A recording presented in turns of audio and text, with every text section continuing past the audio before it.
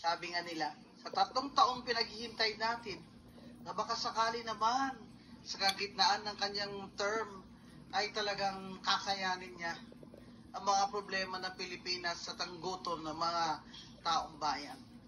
Ito po, SONA niya ay dapat tinawag nating desperate state of the nation.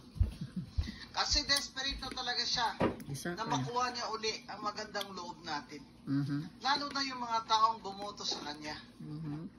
At ang mga taong hindi man bumoto sa kanya, pero tayo umaasa na sana po ay gampanan niya ng mabuti ang kanyang mga katungkulan. Correct. Lalo na i-stop niya yung corruption. Tama. Pero nung unang SONA niya, 3 years ago, ay fresh na fresh pa siya. At hopeful naman po tayong lahat, kahit tayong mga hindi bumoto sa kanya. Tama. We wished him success, lalo na ako.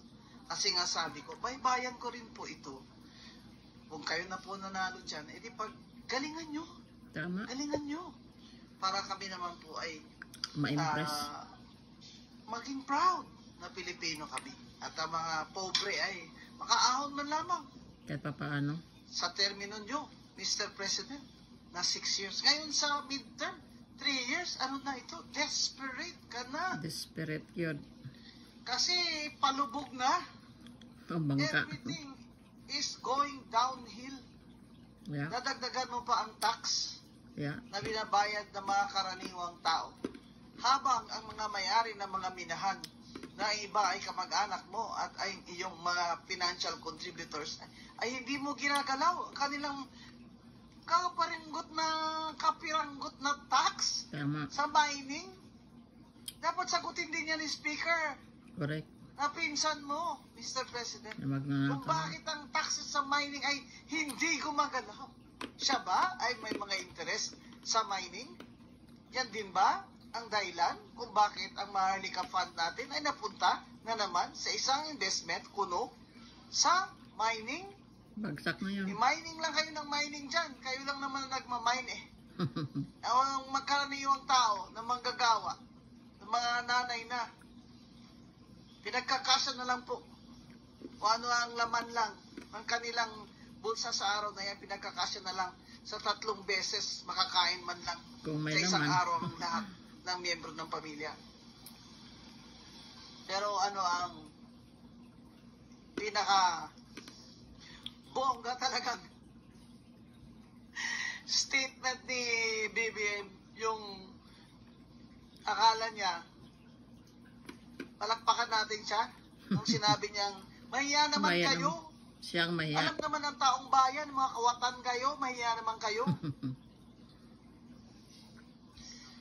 Ba't naman kung kami papalakpak sa kanya? Correct. Siya ang walang hiya. Napakalapit mo sa kanya. Ang dapat niyang sabihan na walang hiya kayo. Tigilan niyo lang, kundi puputulin niyo yung mga daliri niyo. Napakalapit po sa kanya. Tama. Ano sabi ni Professor Winnie Monsot? Sabay, wala siya nakikita ang mga pagbabagong maganda dahil ang mga nakapaligid sa presidente ay Buhaya. Mga hangul nahiya naman sa kayo. pera. President BBM, hanggang ngayon di nyo pa binabayaran ang 203 billion ng estate taxes ng namatay niyong ama. Tama. Na natalo na kayo sa kaso, hindi nyo pa rin binabayaran. Bay, kung sana binayaran nyo yan, nakaahon man lang tayo ng konti. Correct. Hindi po ba? Tama. Nahiya naman kayo na ang budget ay hinayaan ninyo na i-chop-chop. Labas na ngayon. I-chop-chop.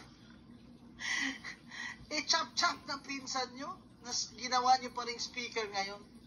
Mahiya naman po kayo. Kayo po talaga ang dapat mahiya sa mga Pilipino.